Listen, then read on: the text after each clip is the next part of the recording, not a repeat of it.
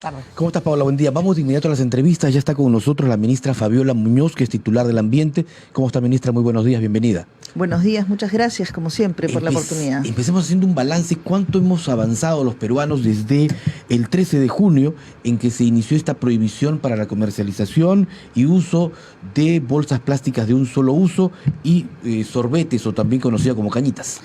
Y Tecnopor. Así es. Hemos avanzado.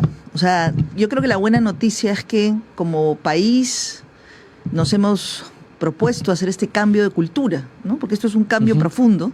Hemos avanzado. Se ha reducido 1.000 millones de bolsas de plástico, que es una cifra súper importante, 800 toneladas de Tecnopor que ya no han ingresado al mercado, pero todavía no es suficiente. Todavía tenemos que hacer un esfuerzo grande por cambiar esa cultura de usar el plástico, que es lo más fácil, pero no necesariamente es lo más sostenible. Y una cosa que es importante clarificar es que el plástico per se no es malo, es un gran invento, pero depende cómo lo utilizamos nosotros, ¿no? Hace un ratito conversábamos, yo cuando era chica iba al mercado con mi mamá y con la canasta de paja, y la señora me pesaba en el platillo y me ponía las cosas en la canasta. Hoy día por cada producto nos dan una bolsa en el mercado, y eso es parte de lo que tenemos que ir cambiando, ¿no? Sí, yo estaba viendo también imágenes que ahora con la temporada de playa, que es donde se ve realmente el mar bota todo, pues lo que arrojamos continuamente de los ríos. Entonces, ¿cómo hacer realmente para que pueda verse resultados positivos en los cuales playas no contaminadas, en los cuales los peces no se vean afectados? ¿Cómo creen ustedes que se van a ver los primeros resultados? El Perú ha estado presente en la COP25 y ha visto pues la necesidad de este cambio pues para mejorar nuestro planeta.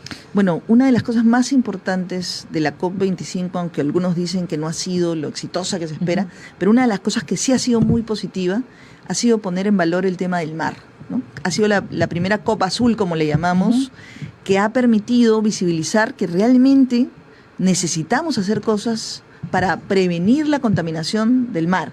Y ahí parte del esfuerzo que estamos haciendo es el trabajo con educación, ¿no? Nosotros trabajamos muy de la mano con ministerios como Produce, como Educación, ministerios como Salud, y ahí todo lo que estamos haciendo es lanzar una campaña, por ejemplo. Ahora que viene el tiempo de playa, el sábado lanzamos la campaña Salva Playas. Antes solamente hacíamos limpiezas de playas, pero ahora hemos dado un saltito más, ¿no? A tratar de sensibilizar y capacitar también a la gente que va a la playa. Entonces, ha sido muy interesante porque cada año tenemos más gente que se suma, ¿no? La empresa privada, yo creo que está tomando conciencia, están haciendo cambios muy interesantes en sus propias matrices de producción. Y creo que eso va a permitir ir más rápido. Ministra, yo quisiera aprovechar en preguntarle, porque sí es cierto, se ve que el Ministerio del Ambiente está desarrollando una serie de campañas para crear mayor conciencia sobre las consecuencias de la contaminación con plástico, por ejemplo. Sin embargo, hay un actor importantísimo que son los gobiernos locales, que también tienen que tomar acción. ¿Qué articulación se está haciendo con los gobiernos locales, más aún en esta temporada de verano, por ejemplo, a lo largo de nuestro litoral, para evitar que sigamos contaminando nuestros océanos? Bueno, esa es una muy buena pregunta. De hecho, estamos trabajando de la mano con gobiernos locales. El sábado que lanzamos la campaña, lo hicimos en Barranco con el alcalde de Barranco. Hace poco me reuní, por ejemplo, con el alcalde de San Borja, que tenía una iniciativa muy interesante de hermanar municipios, ¿no? Un municipio como San Borja, que ya ha avanzado bastante, y los tenemos aquí, Surco, Miraflores, San Isidro, el mismo Barranco, que ya han avanzado en varios temas. Poder hermanarlos con otro municipio en otra parte del país, que tal vez necesite asistencia técnica, no tenga los mismos recursos que tienen estos, y se puede hacer un trabajo articulado. Y, por ejemplo, hoy día la Marina de Guerra del Perú está haciendo limpieza de playas en todo el litoral y coordinando con los gobiernos locales también. Entonces sí hay una interacción permanente. De hecho, nosotros trabajamos muy de la mano con gobiernos locales porque son ellos los primeros actores en el tema del manejo de residuos sólidos. Pero nosotros como ente rector tenemos que estar de la mano con ellos. Cada año tenemos reuniones, ¿no? De hecho, terminando el año pasado tuvimos una reunión con varios gobiernos locales de todo el país. Se fortalecen las capacidades, se articulan los esfuerzos, y creo que ahí también el Ministerio de Economía y Finanzas, por ejemplo, está haciendo un trabajo interesante para que hayan los incentivos correctos a aquellos que quieren poner en valor los residuos. La corriente antigua de coger los residuos y meterlos debajo de la tierra en un relleno sanitario es algo que ya los países más avanzados no hacen. Nosotros justamente queremos ir en esa línea. Todavía necesitamos rellenos sanitarios porque este proceso es un proceso largo, pero lo más importante ahora es que la gente sepa que no debe generar los residuos si realmente no son necesarios. Por eso la cañita, si no es necesaria, no la uses, ¿no? Y si la vas a usar, utiliza una que sea biodegradable. Y lo segundo es separar los residuos en la fuente para poder realmente tener este tema de reciclar, que creo que es una cosa y una cultura que necesitamos todavía fortalecer en el país. Tiene que haber este cambio y sobre todo esta distinción, este cambio generacional. Ministra, aprovechemos para hablar de otros aspectos de su sector también fundamentales. Tras la aprobación del decreto de urgencia del bono de chatarreo, que por cierto permite o incentiva todo el cambio del parque vehicular de a pocos, entendemos, ¿nos puede dar algunos lineamientos más claros de lo que pretende hacer el gobierno? Se habla de incentivos económicos, no sabemos si ya se definió el monto, se habla incluso de algunos beneficios a través de la banca peruana con créditos. ¿Hay alguna conversación directa ya? ¿Qué aspectos nuevos nos puede decir al respecto? Sí, la verdad es que esta es una iniciativa de la cual nosotros estamos muy contentos porque es un trabajo conjunto entre el Ministerio de Economía y Finanzas, el Ministerio de Transportes y Comunicaciones, el Ministerio del Ambiente, pero con el apoyo de todo el gabinete. Y básicamente aquí lo que estamos promoviendo es que aquellos que tienen las unidades más antiguas, especialmente esperamos en transporte público, en carga, puedan acceder a algún tipo de beneficio económico o un crédito con tasas preferenciales, y por eso también estamos hablando con la banca, para incentivar este cambio en el parque automotor y poder ir a energías más limpias, ¿no? Por ejemplo, se podría mirar el tema de gas. Quisiéramos avanzar en el tema de electromovilidad. Ya países como Chile, como Colombia han avanzado en ello.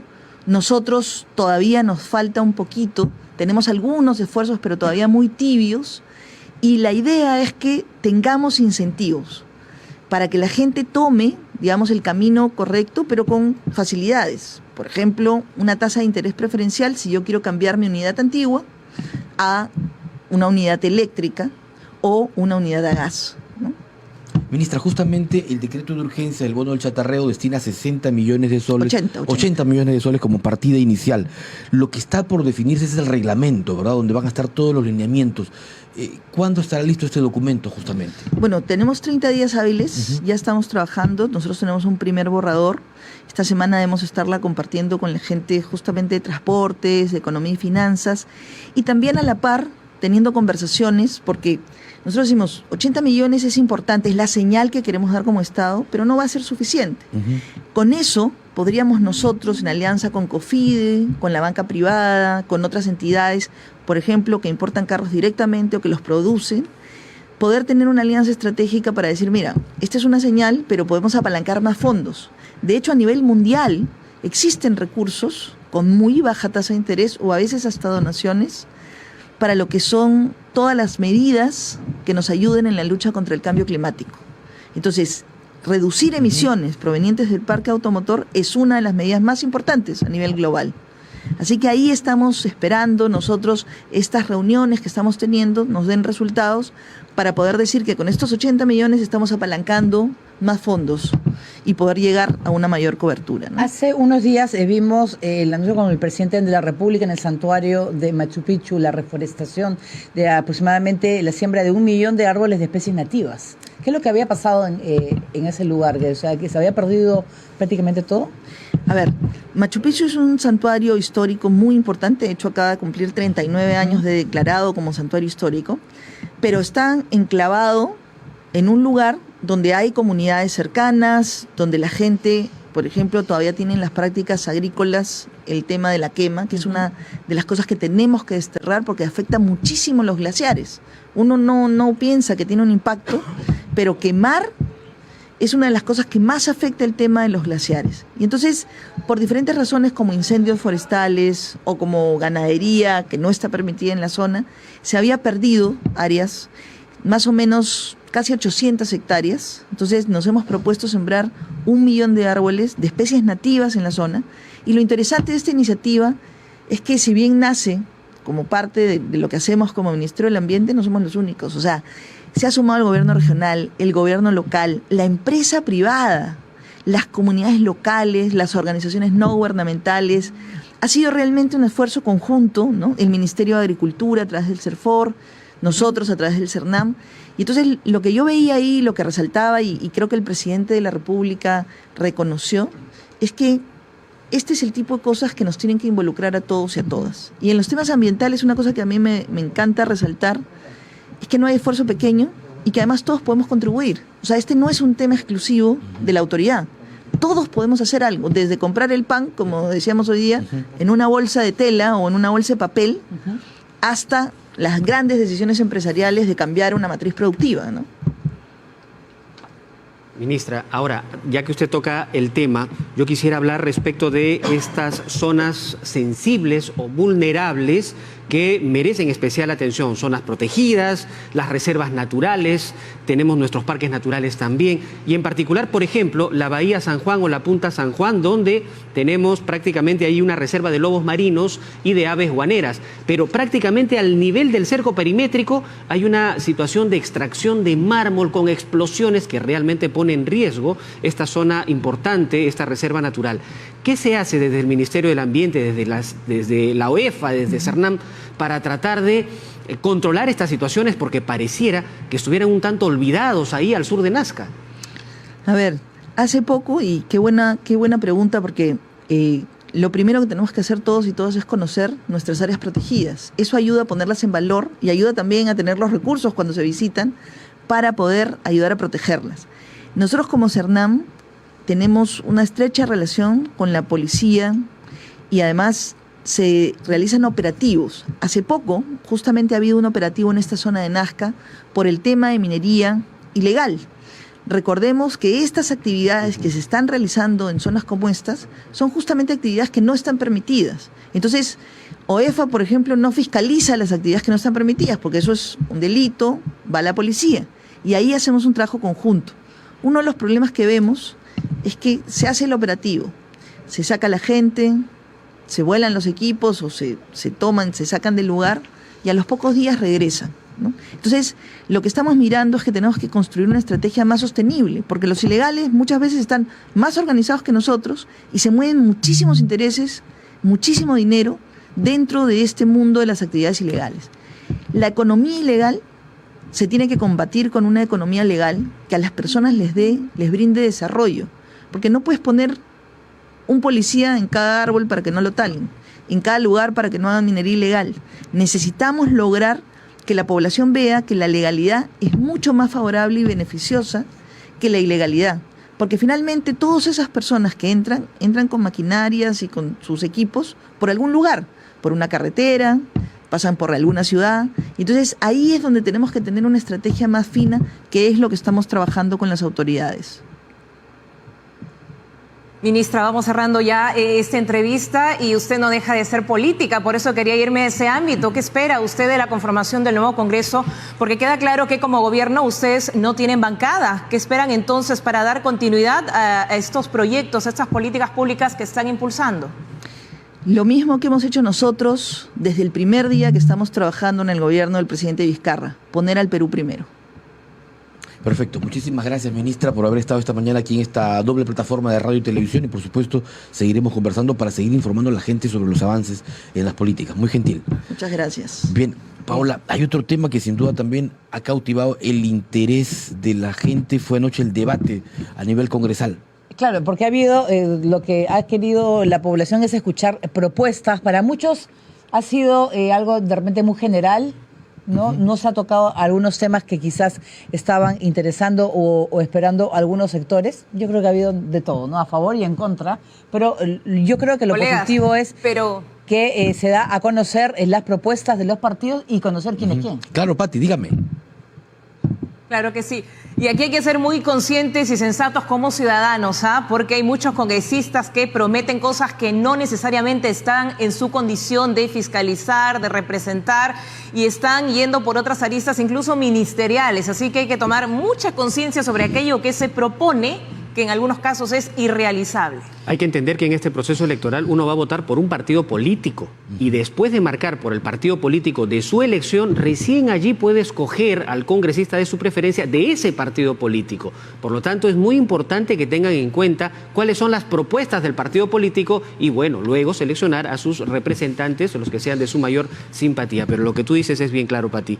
Hay muchas propuestas que en realidad no tienen casi que ver con la propuesta, con el trabajo que tendrían que hacer en el Congreso, ¿no? De acuerdo, compañeros. 8:18, continuamos. Así es, tenemos al doctor José Tello, experto en temas electorales. A propósito, ¿cómo está? Bienvenido. Empezamos. Así es, la mecánica del debate de anoche llamó la atención.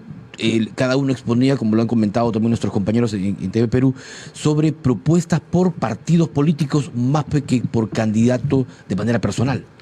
Lo cual es bastante saludable. Ante todo, Ricardo, Paola, es un gusto estar con ustedes y justamente hacer una reflexión que en un debate de esta naturaleza, si uno tiene las ideas claras, necesita de medio minuto, de un minuto para expresarlas. Si quiere divagar, las horas le van a quedar cortas. En consecuencia, para mí los tiempos dados y la forma en que se llevó a cabo el debate me pareció bastante correcta. Hay que aclarar algo, normalmente siempre se está objetando o dando algunas críticas respecto a los debates. Ningún debate deja satisfecho a nadie. Y podemos hacer un recuento de los últimos procesos electorales de años pasados, que también se ha dado siempre un poco la sensación como que algo faltó o algo se pudo mejorar. Pero en realidad, este debate, que se centró en las propuestas de los partidos políticos, más que en candidaturas personales, a pesar que más de un candidato se hizo su propia venta para el voto preferencial, o sea, vende su candidatura para el voto preferencial, lo cual fue impertinente. Es un debate que ha debido darse de manera alturada y sin tantos puyazos y sin tanto llevarlo a la polarización ya en cierta manera improductiva y retórica de corruptos y no corruptos. O sea, tratar de hacer ese tipo de imputaciones, golpes y llevarlo por ese lado. Repito, la población hoy en día, y es algo que he manifestado anteriormente, busca propuestas y no busca puyazos. La gente quiere soluciones a sus problemas, ya se cansó de ver pelear a los políticos.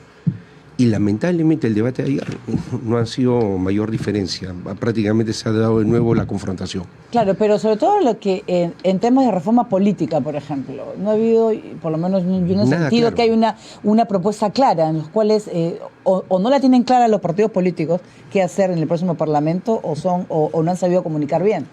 No la tienen clara y es más, a mí me preocupa muchísimo el hecho que la reforma política la puedan conducir con esa falta de, digamos, de seriedad que estarían demostrando.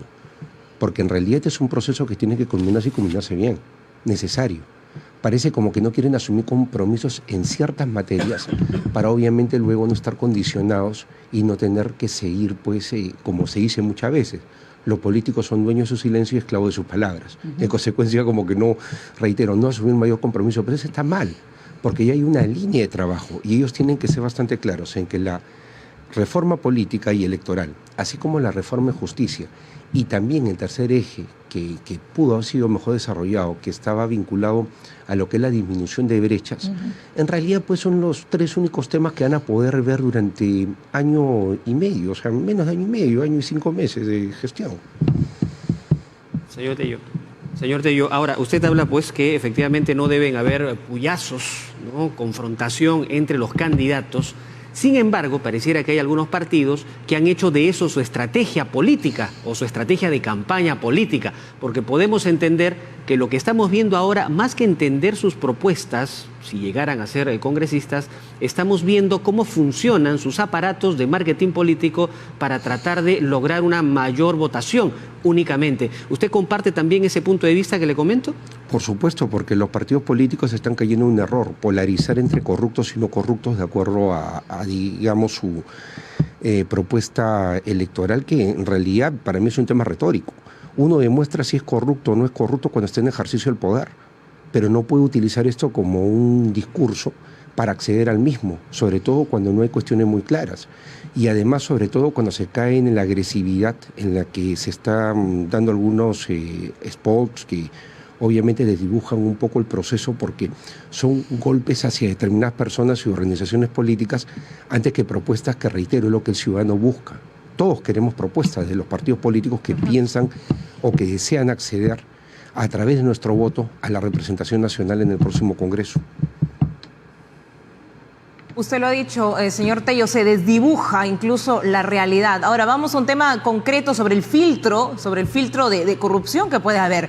El Comercio saca una información importante y da cuenta de que más de 1.300 candidatos a este Congreso han sido proveedores del Estado. Tenemos una experiencia en el 2014 con el señor Julio Gagó, tuvo que intervenir la Comisión de Ética directamente. ¿Cuál va a ser aquí la importancia de esta comisión de ética, ¿no?, si se llega a concretar para 1 año y medio de gestión de estos congresistas? Bueno, la verdad es que la Comisión de Ética va a tener que actuar de una manera bastante consistente si es que busca que este Parlamento de poco mandato logre realmente pues mantener esa imagen que debe mantenerse desde un Congreso donde no se blinde y donde las cosas se lleven a cabo de manera adecuada si se trata de alguna falta o infracción que podría cometer cualquier parlamentario. Ahora, yo diría de que eso que han mencionado, esa data tan importante, nos lleva nuevamente a una reflexión. ¿Cómo se pueden atrever muchos a polarizar entre corrupción y no corrupción si es que estamos nosotros pues ante situaciones donde muchas personas podrían ser cuestionadas por posibles conflictos de intereses que se pudieran dar?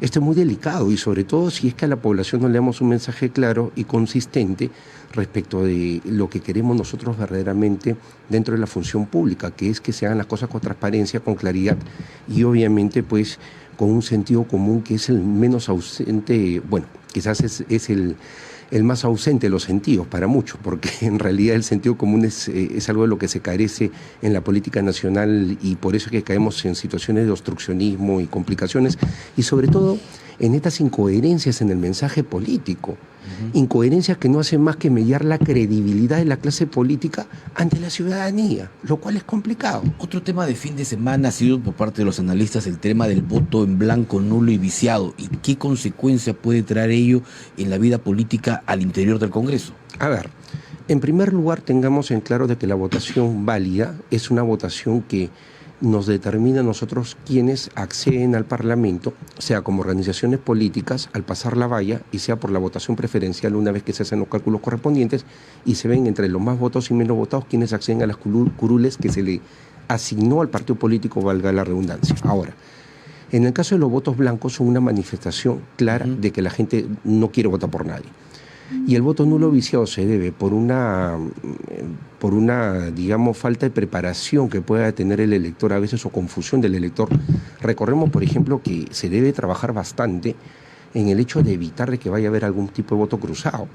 La gente, como no hay una elección presidencial, y normalmente a veces vota por un candidato preferencial y un partido político y por otro para el Congreso, acá puede caer en confusión. Hay que dejar bien en claro que la votación es por una organización política y eventualmente uno puede elegir entre 2 votos preferenciales, como no hacerlo también y dejarlo todo en la organización política. Total, el voto va por el partido y eso es bastante saludable. Ahora, el voto nulo, en este caso por desconocimiento del elector, es un voto, o sea, que se da de manera involuntaria. Se anula de manera involuntaria porque el aspe y la cruz, por ejemplo, no se colocan dentro del cuadrilátero por cuestiones de que se utiliza un círculo en lugar de una aspa, una cruz, cuestiones de ese tipo que en realidad es falta de preparación del elector. Pero además también está el voto hepático, que es cuando las personas pues hasta escriben improperios en la cartilla. O sea, eso es algo que también manifiesta una votación nula, pero también al final del día nos pueden llevar a que tanto nulos como viciados nos delegitimen el proceso. Ahora, el elector, si bien hay un alto índice de votación indecisa, el elector en la medida que transcurran los días va a escoger a sus candidatos. Y acá hay que tener en cuenta algo. Vienen 2 tandas de debate adicionales. Y además todavía unos días por delante de la elección en los cuales va a ser crucial que los partidos con más propuestas y quizás menos puyazos entre sí puedan pues obtener el favor ciudadano. Y sería bueno de que eso se dé porque todavía estamos a tiempo de mejorar el panorama en una elección que debe ser de propuestas y no de golpes. Claro, también está la preocupación de los propios partidos en los cuales las personas puedan identificar los símbolos. Muchos de ellos saben que se le conoce quizás al líder, pero no al símbolo, y eso va a verse reflejado quizás en el voto. Vemos que hay algunos partidos que tienen una marca ya definida, que van a votar por ellos y no por los candidatos que representan a veces. Correcto, pero también hay que ver, por ejemplo, el partido que tiene, de acuerdo a las encuestas del mes de diciembre, que tiene mayor preferencia electoral es la Lampa, es Acción Popular, y es un partido antiguo. Y la gente no ve ni a Víctor Andrés García Belaúnde ni a, por ejemplo, Johnny Lescano, figuras emblemáticas. Están votando por personas que son desconocidas, por decirlo de alguna manera, en la política. Entonces, están apostando por la marca, por el partido, igual con Fuerza Popular, que es una marca conocida, Alianza por el Progreso, el Partido Morado de reciente creación. O sea, nosotros podemos ver más o menos como que eso se va dando en una dinámica que bueno, es normal, pero la gente logra identificar en cierta medida el símbolo del partido, pero lo que sí es esa sensación de no tener la cara visible, o sea, no tener el candidato estrella, que es el candidato a la presidencial. No tener el presidencial sí genera pues una sensación bastante particular. Señor Tello, yo le pediría que por favor nos explique a todos los televidentes, ¿no?, exactamente cómo funciona el tema de la valla, porque probablemente, si no tienen certeza de por quién votar, van a marcar cualquier partido de repente, ¿no? Entonces, ¿cuál es el requisito mínimo que tienen que cumplir para que realmente ese partido tenga un representante en el Congreso? Correcto. Se tiene que marcar, se tiene que tener en primer lugar una votación válida. Esto significa marcarse bien con una cruz dentro del cuadrilátero por un determinado partido político. El hecho de que esta votación, no hablamos de votación preferencial, sino votación por el partido político, nos lleve a nosotros a superar el 5% de los votos válidos a nivel nacional, ya permite que el partido acceda al reparto de escaños a la famosa cifra repartidora, el método de Hong, que es bastante conocido y que está regulado en el artículo 20 de la Ley Orgánica de Elecciones. Esa valla sí se aplica. Lo he mencionado en anteriores ocasiones.